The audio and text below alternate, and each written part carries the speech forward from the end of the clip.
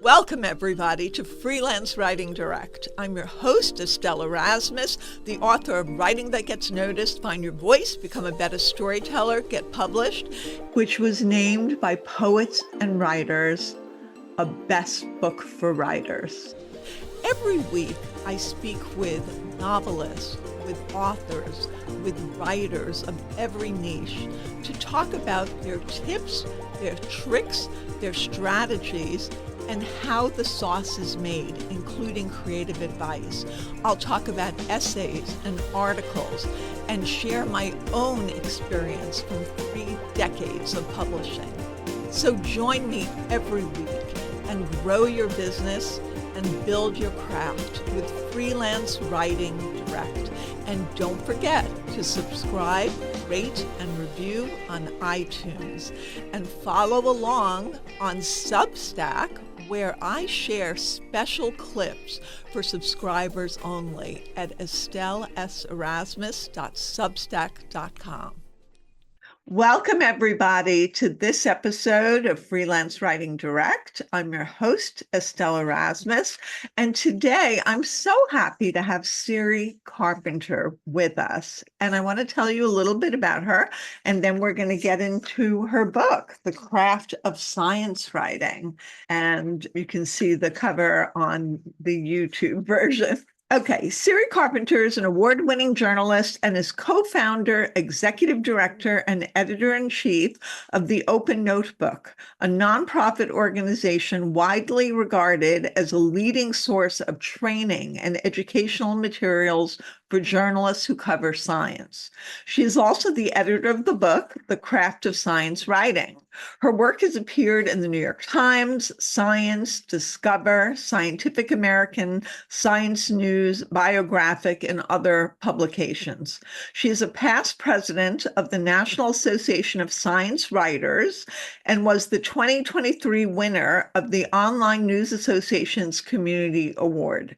She has a Ph.D. in social psychology from Yale University and lives in Madison, Wisconsin. Welcome, Siri. It's so great to see you.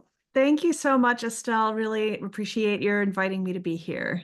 Well, I've been a fan of the Open Notebook for a while, and I have it included in my book under my pitching section and also in my resources for journalists because it's such a great resource, and I share it with my students at NYU and for Writer's Digest, because you have pitch examples, which I love, on the Open Notebook. And scientific and health pitches are always a little bit more complex. So it's a great teaching tool, I find. Thank you. Thank you so much. I really appreciate your attention to the Open Notebook. And, I'm glad to know that it's useful to you and your students. Absolutely. And I have a little background, well, not a little, I have a background in medical education, actually. Mm-hmm. So I worked for medical education companies and did science work and science writing, worked with science writers. So I have a special interest as well in your material and in your book. So let's talk about the book. Congratulations. It's an expanded edition. What does that mean in terms of how you've expanded it? Sure. Well, thanks so much. The first edition of this book came out in February 2020, so just a minute before the pandemic. In fact, I remember that we had our book launch party in Seattle during the AAAS meeting in the basement of the Elliott Bay bookstore, and we had 150 or 200 people there hugging and sharing food and breathing the same air. And little did we know what was about to descend upon us within a few weeks of the publication of that book. And that book contained, I think it was 36 chapters, and they covered a wide range of topics around the craft of science writing. And the book proved to be very popular and very timely because we were entering this moment when suddenly it became evident that covering science is not just the province of people who call themselves science writers or call themselves science journalists. Overnight, when the pandemic began, it was like suddenly everyone was a science writer. Everyone, on the education beat, the travel beat, the city hall beat, everyone was covering PCR testing when that came out and covering the question of how viruses spread and answering questions about how did this begin and when will this end and what is safe to do. And so suddenly all reporters were on the health and science beat, whether they wanted to be or not. And so it really just highlighted something that really has always been true, which is that science is part of every story. Everything that we care about has scientific evidence and perspectives behind it. And so it really highlighted the importance of understanding how to identify experts, how to interview experts, how to read a scientific paper, how to make sense of evidence, how to evaluate claims, all of these things. 4 years later, it felt like it is time for a new edition of this book, one that, for one thing, would even mention COVID because it came out after COVID, but more importantly, that would really bring in voices and topics that we had not been able to include in the first edition. So this new edition has 9 new chapters. It has new section introductions. It just covers a wider ground, and it includes articles that just weren't available to us back in 2020. That's great. And I've been a magazine editor-in-chief almost my whole career, and I have seen such a transition in terms of what editors are looking for. They're looking for the supportive research and science and evidence. And so it becomes important if you're writing health, writing beauty, if you're writing psychology, whatever, parenting even, to understand and be able to analyze. And I talk about data in my book, and I'm so glad that obviously you cover it and you talk about how to understand research. And it's so important for anybody who is working today as a journalist, as a writer, writing about nonfiction topics, to really understand how very important it is to imbue your work with research, or at least know how to do that. Let's break it down a little bit more. I love that your pitch database contains 300 successful news and feature pitch ideas. Now, what I've noticed, and tell me if you agree with me, Siri, is that today pitches are much more succinct. Like if you look at pitches from 10 years ago, they could easily be 3 pages. And today, I think it's the noise economy. There's just so much happening that what editor has really time to delve through that much material? And also, it's more online now. What do you think? Yeah, I think that's true. In addition to the issue of the length of pitches, I think what's being asked of freelancers is different today than it once was. It's very difficult to make a living as a freelance journalist, and yet this industry depends very heavily on freelancers. But that means that each individual freelancer, in order to put food on the table, has to be able to do a larger volume of work than they might have had to do 20 or 30 years ago, or even 10 years ago. And so they need to be able to sell their stories as effectively as possible to editors, or else they can't tell those stories and, have them make the impact in the world that they want, and of course, get paid for them. So I think it is the case that just as freelancers are having to do more and more in order to make a go of it, editors on the other side also have more work to do in a given day than they once did, because there are fewer of those jobs. People are more spread thin. It means you have to make decisions more quickly about stories than you might have once had the luxury of doing. And so all of that means that it is all the more important that people are able to understand how to sell their story ideas to editors in a way that is succinct but persuasive, and of course backed up by evidence. Yes. And one of the things I talk about in my book is that what's so important is, I call it valuable word real estate, that subject line of your email. That's If you can come up with a compelling title, and I'm sort of the title queen. I teach how to write titles and headlines, and I did the cover lines for the magazines that were sold on the newsstand. And so it's so important to have that compelling headline, because you break through the noise to do it.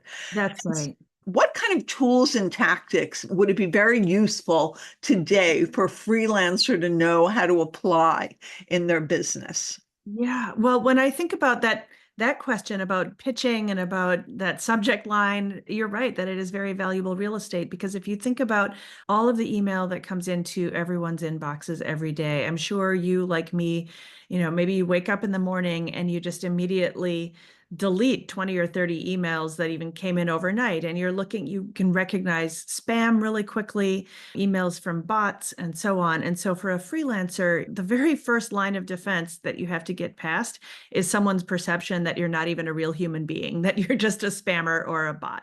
And so I think that's one thing, and it's sort of just a matter of what people sometimes call pitch hygiene, thinking about what is going to make an email kind of look like it might be scammy, and accidentally get deleted when in fact it's a legitimate freelancer pitch. And I always advise, and I hear a lot of other people advising, to put the words freelancer pitch in your subject line so that it's easier for editors to quickly distinguish from all of the other kinds of pitches, PR and so on, that they're getting, not to mention the spam and everything.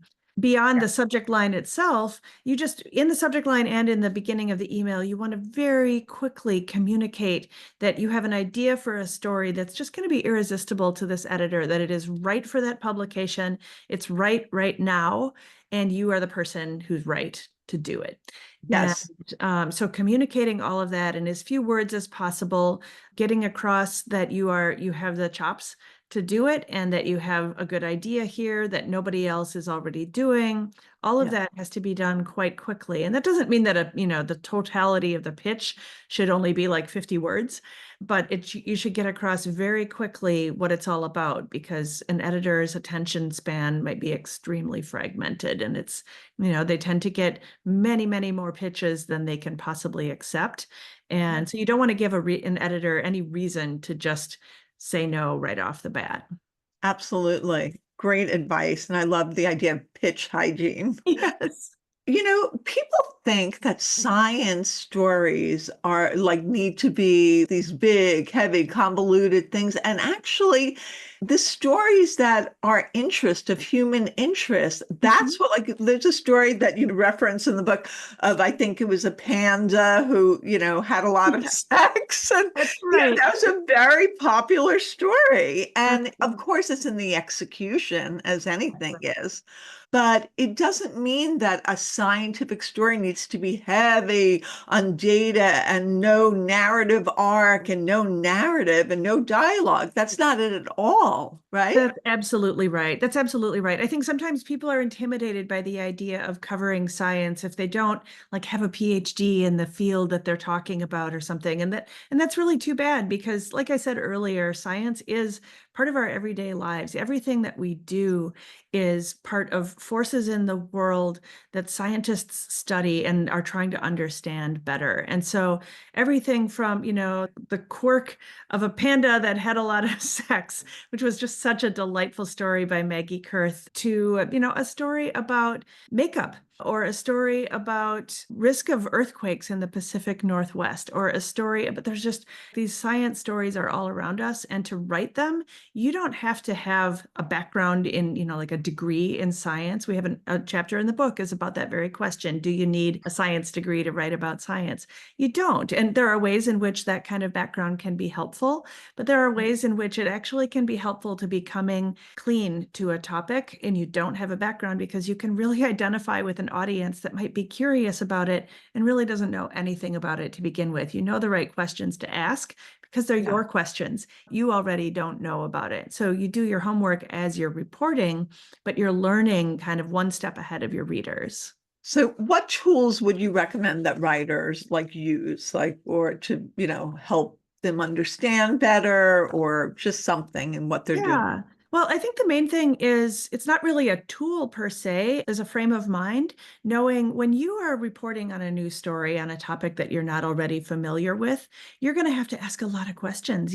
That's the nature of it. And you have to not feel like I feel dumb asking these questions, but rather this is how I'm learning what I need to learn in order to communicate with my audience about that. And so being an advocate for your readers and not being afraid to ask questions at moments where you're like, I don't get it. Or like, wait, that statistic that you just told me about, what does that even mean? To just ask those questions and not feel like it's a sign of failure or it's a sign of you're not up for this if you're not understanding. Because our whole job as reporters and writers is just to bring our readers on a journey of understanding with us. And it could be that it's a story that's like a really grave topic, like something about the newest vaccines and what we is most important for us to know, or it might be something that's a little bit fun or frivolous and just entertaining.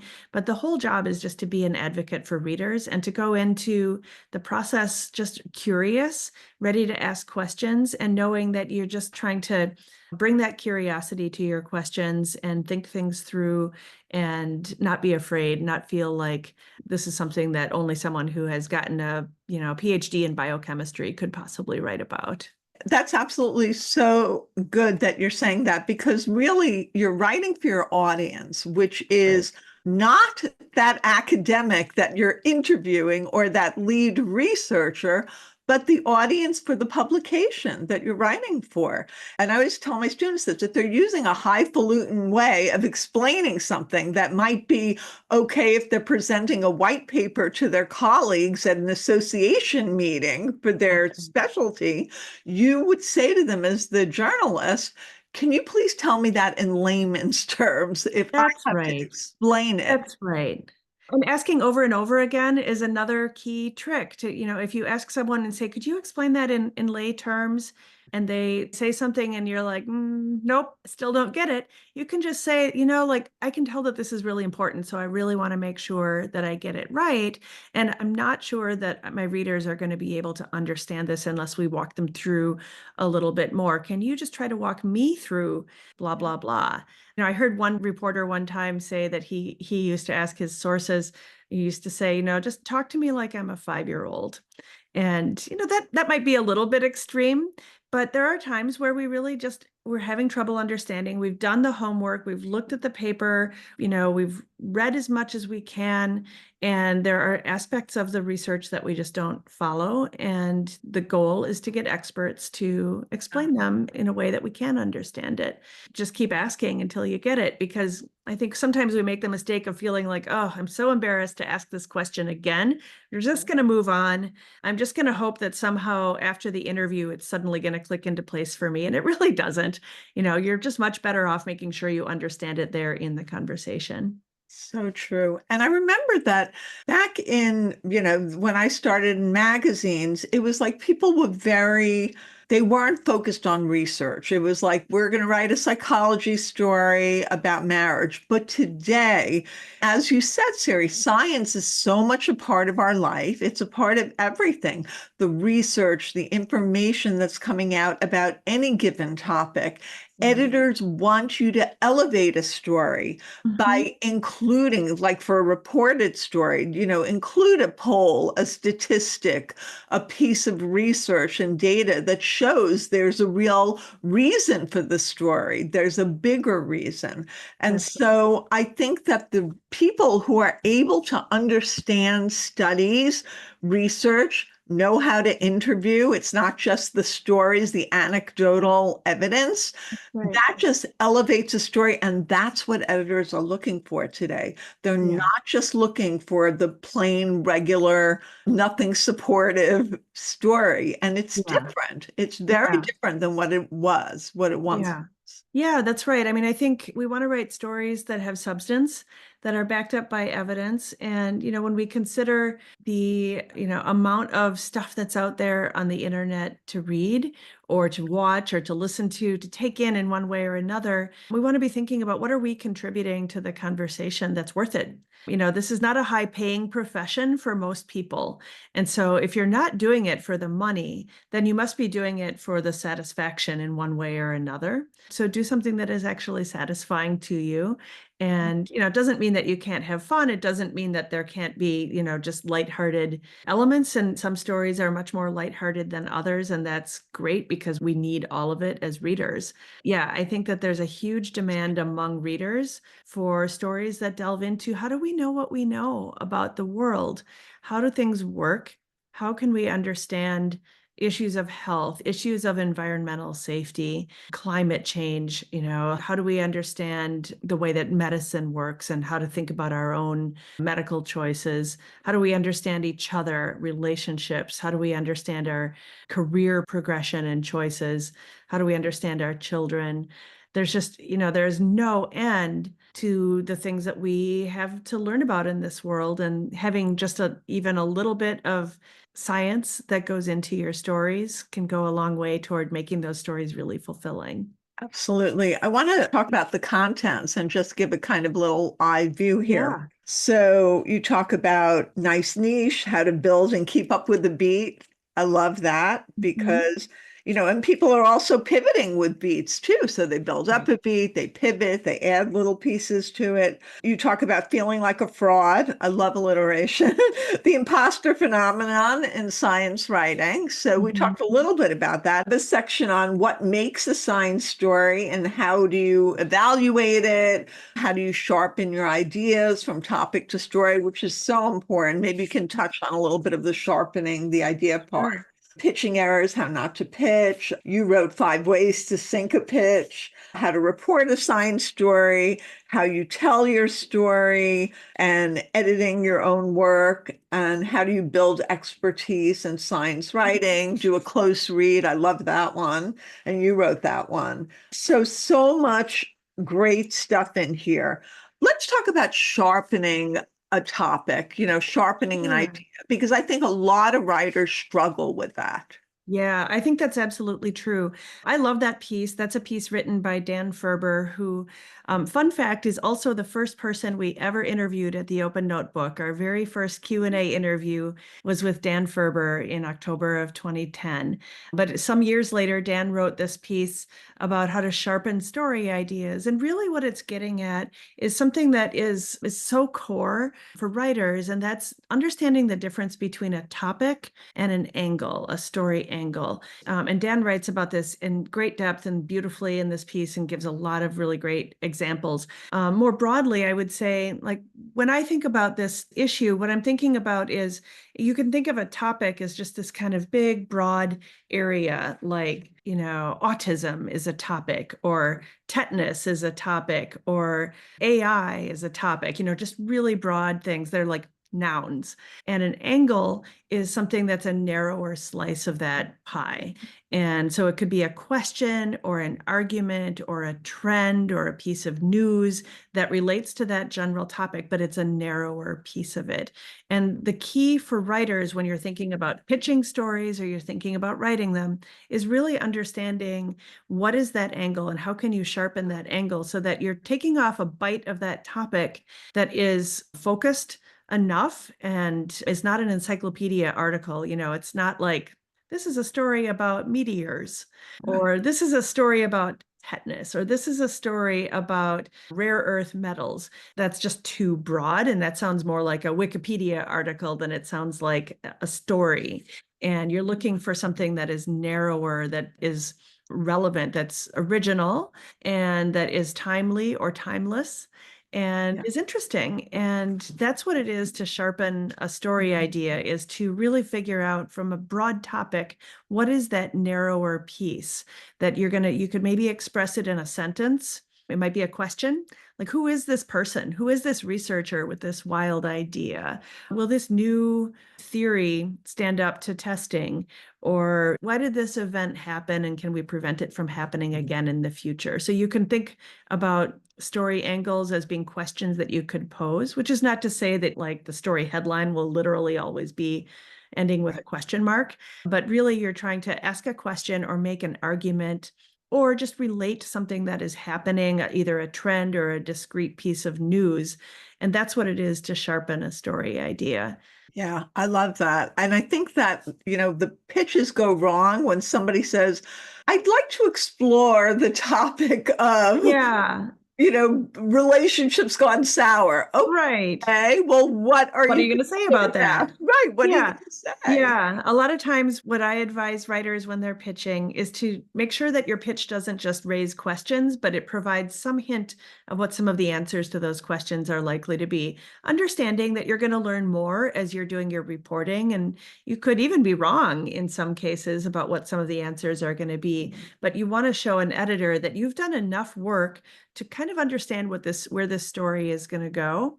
Yes. And so you're not just saying, like, I want to look into blah, blah, blah, but rather I want to report on such and such. Here is what scientists are finding, or here's this event that occurred and so thinks this, but so and so thinks this, and I'm going to break it down in this way, or whatever is the case. You don't want to just pose questions, because that just tells an editor you want to go on a fishing expedition. And an editor does not want to risk resources on sending writers on a fishing expedition only to have them come back and say, doesn't really look like there was a story there. That's just a waste of everyone's time.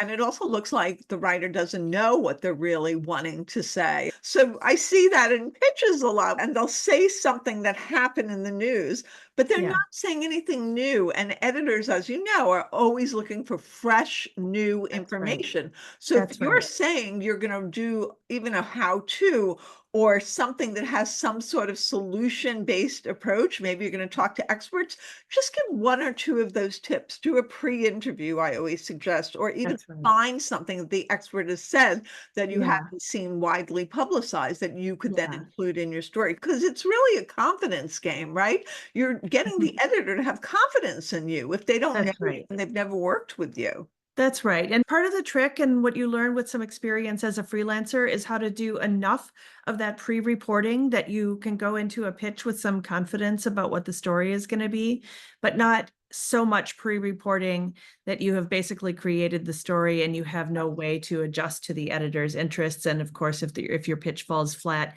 you have wasted all of that time. And that is, a big part of the juggle for freelancers is, to try to do as little unpaid work as they can, while recognizing that a certain amount of work is spec work. Really, it's, doing work in order to be able to sell a story idea. And one thing that I think is a really valuable tool for freelancers, coming back to your question about tools, is thinking about how you can pitch stories that are related to each other. So you've done a bit of pre-reporting and you can pitch this angle to this editor and this other angle to a different publication and a third angle to a different publication. And they're different stories. You're not trying to sell the same story to these different publications, but you're using the knowledge and expertise and connections that you built up through, maybe 2 or 3 interviews to actually generate a few different story ideas and pitch them. And then you're making more of potentially like more money out of that same amount of pre-reporting. Yeah, that's great. And so the Open Notebook, it's a nonprofit, right? So how does that work? Because I've seen you've done different programs where you did a pitching one, once pitching a science story, and people would get emails, which is a great tool, a great asset for writers. Well, the Open Notebook in general is our mission is to help journalists who cover science to improve their skills, to build community with one another. And our overarching goal is to create a world where journalism, science journalism, is more accessible and more equitable around the world. And so one of the challenges that we face in this field is that there is a scarcity of training opportunity for journalists who would want to cover science, whether they want to do it full time as their full on specialty, or maybe they're a local reporter who would want to do it sometimes and incorporate some science into their stories. There are not that many training opportunities, like formal training opportunities. There are, a small number of master's programs in science writing, health writing, or environmental writing, most of them in the US, but that only covers a tiny fraction of journalists and editors who are working today. So by our calculation, less than 3% of US reporters and editors have any formal training in covering science, health, or climate. And 3% is just not a very big number. And it's much less elsewhere in the world. And so that means that there is a scarcity of access to training and that those opportunities are not equally distributed. And so what we're trying to do at the Open Notebook is to actually make it possible for anyone, anywhere, to essentially get a science journalism education for free. And so we do that by publishing articles, a fraction of which have ended up in our book. We've published over 600 articles at the Open Notebook, and there are 42 of them in this book. And we offer mentoring programs, a variety of different mentoring programs. We have this series of courses that you referenced, our science journalism master classes, our free courses that people can take by email. So they can sign up at any time and start getting the lessons immediately. And that's all available for free. And so the idea is that we're trying to create a different kind of science journalism landscape that's accessible to anyone who wants to cover science, whether they have a background in science, whether they have had access to the small number of formal training programs that exist and are excellent, but they might turn out 6 or 8 or 10 graduates a year. And there are, in the US, according to Pew, there are some 85,000 journalists working in the US. So you can just see that, like having fewer than a dozen programs that specialize in this kind of training that are turning out maybe 10 people a year, that's a lot of people who just are not getting that training. So it's great programs. I wanted to ask you two things. One, I wanted to ask you your thoughts on AI, which is taking over in a lot of ways. And I also want to ask you what your favorite part of the book is. And it could be even the part that, you've edited it, but it could be some of the pieces you've written. Well, I'll take the AI question first, which is to say, first of all, that's not my area of expertise, truly. So I, like everyone, I have thoughts and opinions and, some worries about AI and the explosion of AI and what it's doing in the world and how that's going to be regulated and all of that. And I don't have particular expertise in that area. So I don't want to pretend that I do. Almost every webinar that I give and every classroom that I talk with and so on, people ask about how will AI affect journalism and how will AI, or is it affecting journalism and science journalism in particular? And I think the true answer is none of us really knows yet. On one level, we certainly see what are very obvious misuses of AI. Like I receive pitches every day that are very clearly written by ChatGPT. And, I don't want to hire a robot to write for the Open Notebook. I like to work with human beings. And so, that's clearly a misuse of AI. It is misguided, I think, for freelancers to think that that's going to be a good way to get story assignments by literally having ChatGPT or Claude or any of the large language models write their pitches for them.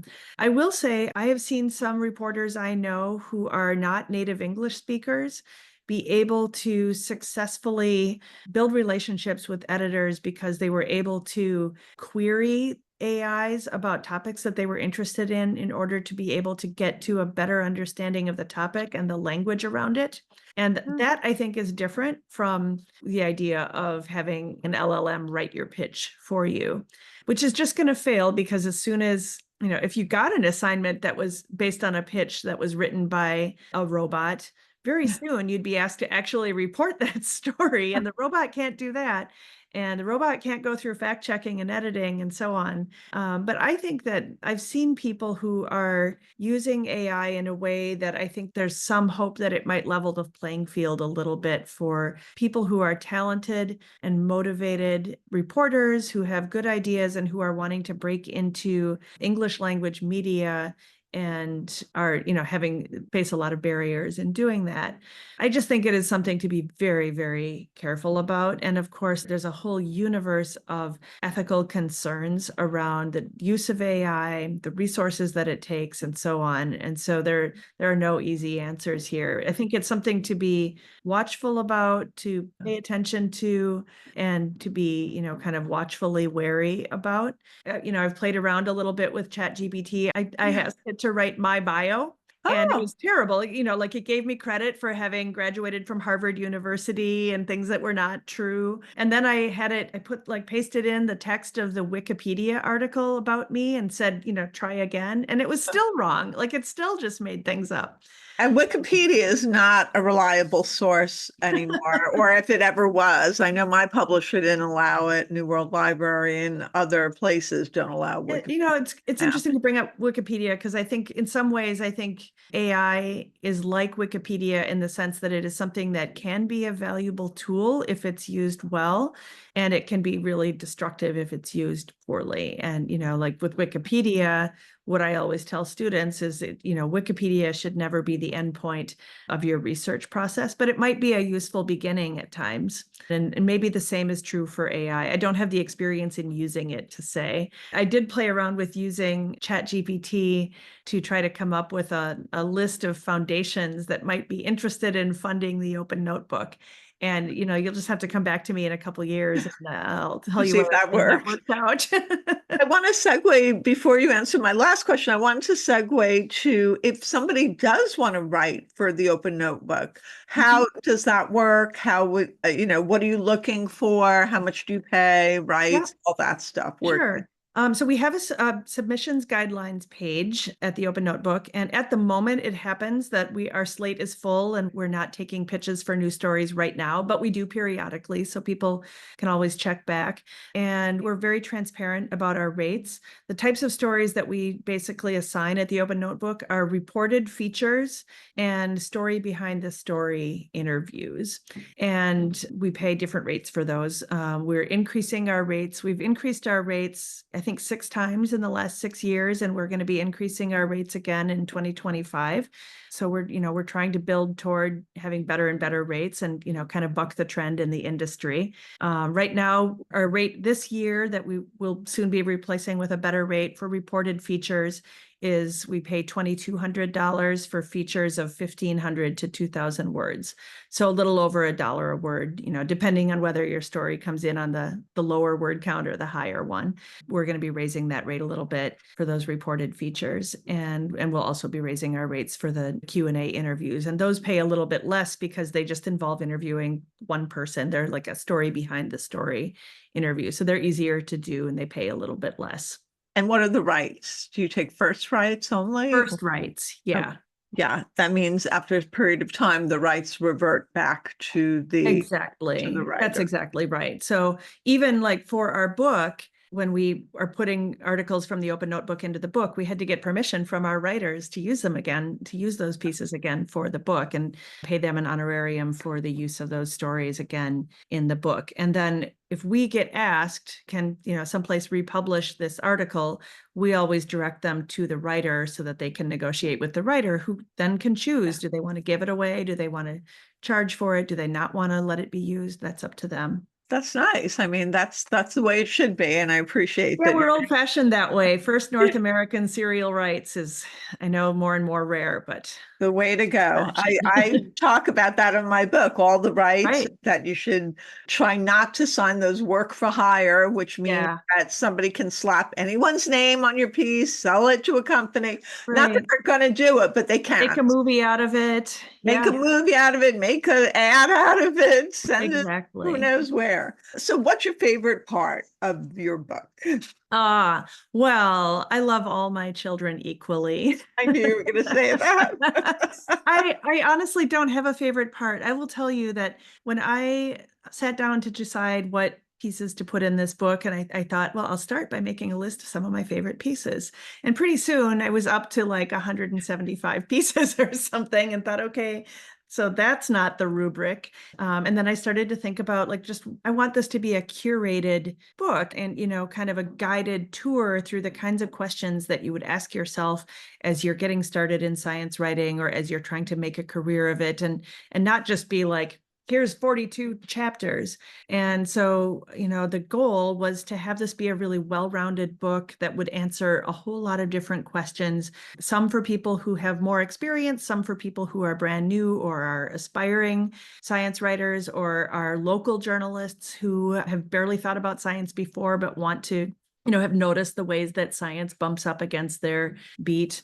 So we've tried to make a really well-rounded mix here. And so I don't have a favorite. I really don't. I love this mix of contributions. And I really love that we've had the opportunity, thanks to the University of Chicago Press being interested in a second edition, we've had this opportunity to expand the book. And one thing that I'm very happy that we were able to include, because we were able to expand the book, is a number of chapters that in one way or another relate to how we can make science journalism more inclusive and more welcoming, because that is a really big focus at the Open Notebook in general. We've published more than 50 articles that center diversity, equity, and inclusion in science journalism in one way or another.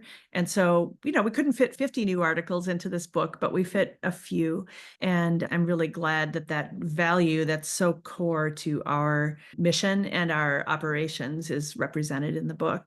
That's great. And you also cover how to get the most out of conferences. And I love how to do a close read, which is something you wrote. You talk about your first take and then assessing the story topic, the focus, and can you boil it down to a central sentence? Try the 6-word test. Can you boil it down to just 6 words? Distill the essence, really cogent information to go on. And then you break it down even, in a more granular way. What are the most essential pieces? You just have a whole bunch of bullet points of what to follow, and then the structure, the narrative, the language. How to do a close read, that emerged out of I was teaching an undergraduate science writing class, and I found that the students were really struggling to think about how to talk about the pieces that we were reading. So I would assign stories to them, like from the Best American Science and Nature Writing, and wanted to have a class discussion about those pieces. And they really struggled to understand how to latch on to what to even talk about when you're reading a piece for the purpose of learning about the craft. What do you even pay attention to? For class, I made this kind of quick and dirty overnight cheat sheet, how to do a close read. And it was very, very successful in helping them just be able to have a conversation and think about these stories for the purpose of learning. And that is what I then later expanded into this piece that's in the book. Well, I thank you so much. This has been such a great discussion, and your book is going to help so many people, as the Open Notebook helps so many people. So thank you very much. Thanks so much for having me on the program and for your time. I really appreciate it. I appreciate you. Thank you. Thank you. Follow me at estelleserasmus.com on my website and on social media, which is Instagram, TikTok, and Twitter, at Estelle S. Erasmus. And we're now on YouTube for Freelance Writing Direct. Follow along, and soon everyone will be reading what you're writing.